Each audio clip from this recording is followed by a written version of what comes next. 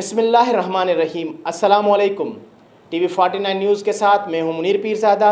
آئیے چلتے ہیں خبر کی جانب۔ ڈی ایچ او تھرپارکر کی کورونا مہم کے سلسلے میں میڈیا سے گفتگو کرتے ہوئے کہنا تھا کہ مذکورہ مہم کو کامیاب بنانے کے لیے محکمہ صحت اور ضلعی انتظامیہ کی جانب سے انتظامات مکمل کیے گئے ہیں۔ 14 فروری سے مہم شروع ہوگی، جس کے لیے 1188 اسٹاف کی 88 ٹیمیں بنا دی گئی ہیں جو گھر گھر جا کر ویکسین کریں گی۔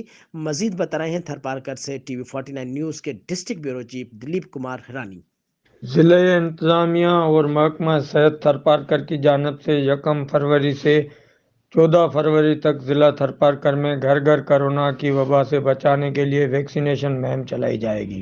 ڈی ایچ او ڈاکٹر پیر غلام حسین نے کہا، مذکورہ مہم کو کامیاب بنانے کے لیے تمام ضروری انتظامات مکمل کر لیے گئے ہیں۔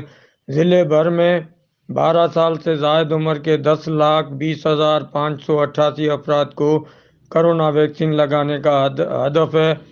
اس وقت 25 ویکسینیشن سینٹر ہیں اور 88 ٹیموں کی مدد سے 81% پہلی خوراک، دوسری خوراک کے 59% اور تیسری خوراک کے تحت 28,560 افراد میں بوسٹر ڈوز لگائے گئے ہیں۔